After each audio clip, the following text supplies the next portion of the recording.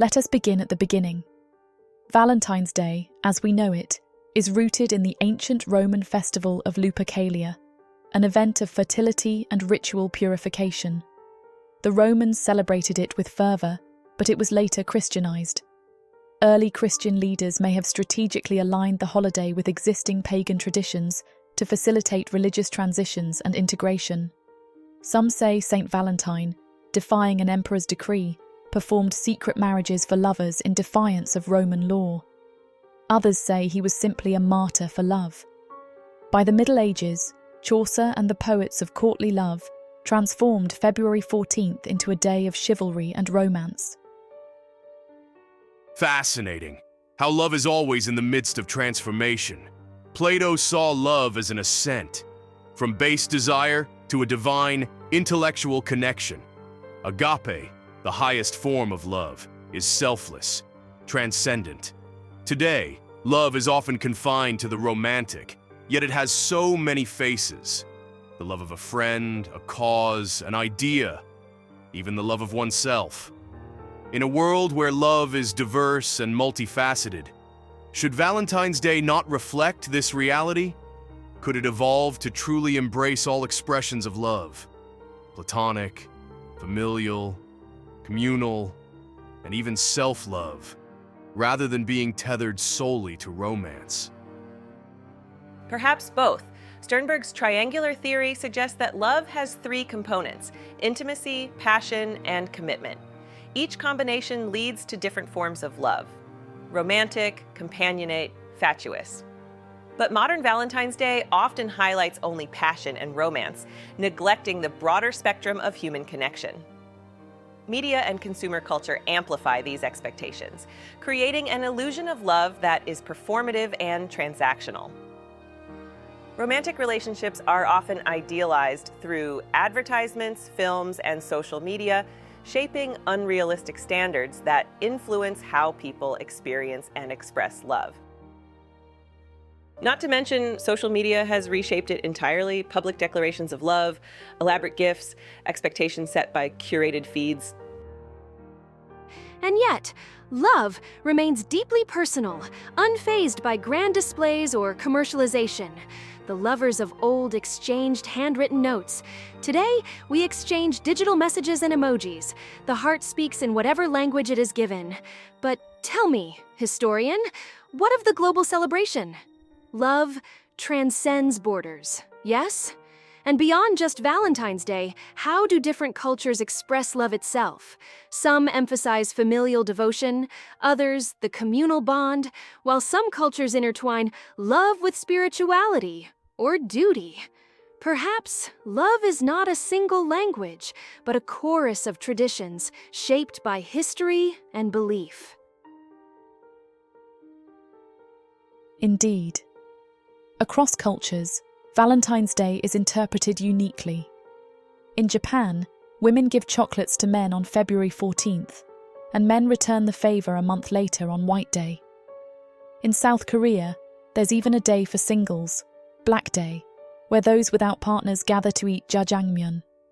Some cultures blend local traditions with Western influence, while others reject it entirely, seeing it as an imported consumerist holiday. A valid critique, no doubt. The commercialization of love. Who benefits from it? Retailers, certainly. But do lovers gain, or do they lose something essential? If love is measured in the price of chocolates, are we not missing the very essence of connection? And what of those left out? Valentine's Day can be isolating for the single, the grieving, the uncelebrated. Societal norms press upon us, suggesting love must be romantic, reciprocal, grand. But what of platonic love, familial love, self-love? There's a growing movement to reclaim February 14th as a day for all love, Valentine's Day, Friendship Day, even self-care celebrations.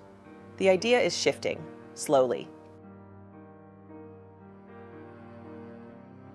And love itself. What of its nature? Science tells us love is chemistry, a dance of oxytocin, dopamine, serotonin. Evolution tells us love is survival, a bond ensuring our species thrives. Philosophy tells us love is meaning, the unifying force of human existence. But love is more than just human. It is found in art, in music, in the quiet admiration of a sunset, in the loyalty of a pet. Love does not belong only to us.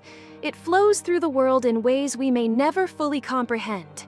And yet, for all our attempts to define it, love remains the great enigma, the one thing we chase, suffer for, fight for.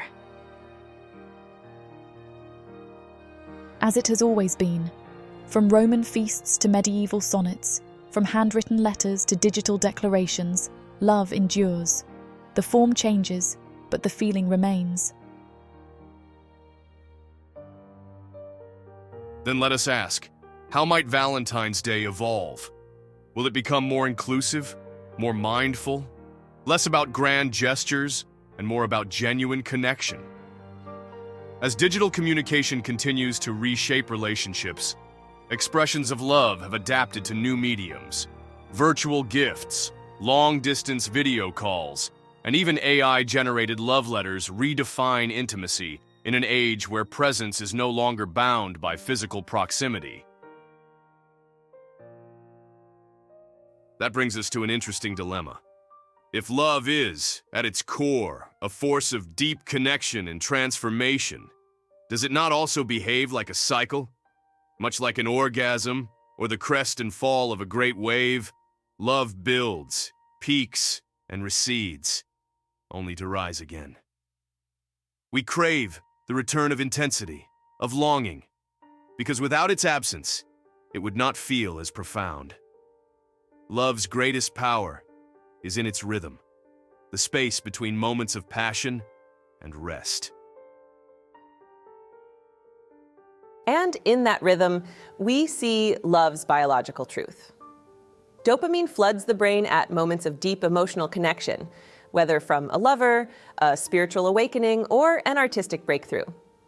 But just as the body cannot sustain a perpetual flood of pleasure, neither can the mind maintain pure, unbroken love forever. Love, when held too tightly, can suffocate. It must be allowed to rise and fall, to breathe, to renew itself in longing.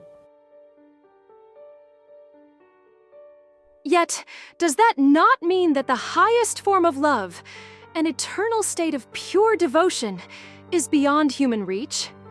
If we could exist in that peak of love forever, would it still be love? Or would it become something else? Even mystical experiences, where one is said to merge completely with the divine, are temporary. No saint, no lover, no poet has ever lived in that height permanently. Perhaps love's beauty lies not in eternity, but in its fleeting nature, in the knowledge that every moment of love once past may never come again in quite the same way. Which then makes the absence of love as important as love itself. Just as darkness defines light, longing defines fulfillment. The pain of love lost, of distance, of separation, is not merely suffering, it is part of the cycle. It is what makes the return of love so powerful. If we felt only love, always, would we even recognize it anymore?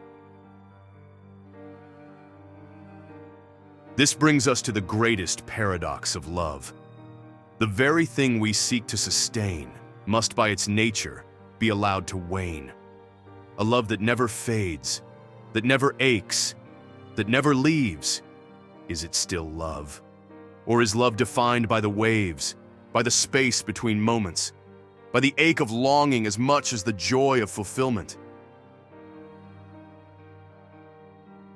Then perhaps love is not about permanence, but about surrender, the willingness to let it come, to let it go, and to trust that it will return. Whether in romance, in friendship, in art, or in faith, love is not a possession, but an experience, a tide we are meant to ride, not to hold. And in the end, maybe that is the secret of love. Not to chase it endlessly, not to fear its loss, but to embrace it fully, however it arrives. to let it be fleeting, and in that fleetingness, to find something eternal. That raises an important question. Do these digital expressions deepen our connections or create an illusion of closeness? The rise of virtual relationships, parasocial bonds, and even AI-generated companionships blurs the line between genuine love and simulated affection. Are we gaining new ways to love or losing something irreplaceable? It's true that societal norms often try to separate these experiences, though they share so much in common. The passion between philosophers and their ideas, between soldiers and their comrades, between artists and their craft, these all share the same emotional and physiological mechanisms as romance. What if love is not a rigid category, but an evolving, shifting current that moves between forms? What if it is not romance, religion, or friendship, but simply human connection in its purest state? That is a fascinating thought. Rumi, the great Sufi poet, wrote of God as a lover, burning with desire. Saints and mystics have described divine love as an overwhelming flood of passion, no different from human longing. Even the obsession of an artist, the fever of a revolutionary, the fire of creation, all of these mirror the highs and lows of love. And what of friendship? What of the loyalty, devotion, and even heartbreak that exists in the deepest of bonds?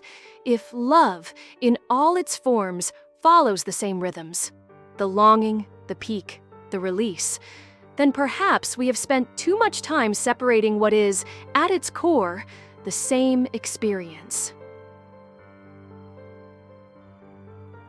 And yet, isn't love itself much more than just romance? Society has a tendency to categorize love, yet throughout history, the lines between romantic, religious, and platonic love have always blurred. The love between deep friends can rival the intensity of romantic passion. Religious love, described by mystics, often carries the language of romantic surrender. Artists speak of being consumed by their work just as lovers are consumed by one another. Could it be that love is not many things, but rather one force expressed in different ways? Who is to say what form love must take? The heart has always found ways to express itself. Love letters were once scrawled by candlelight. Today, they may be typed by artificial intelligence. Yet the longing remains the same. Long-distance love has existed for centuries. Couriers carried messages across continents. And now, a single click can close that gap. We see trends towards sustainability, ethically sourced gifts, eco-conscious celebrations. We see digital love flourish as distance no longer separates hearts.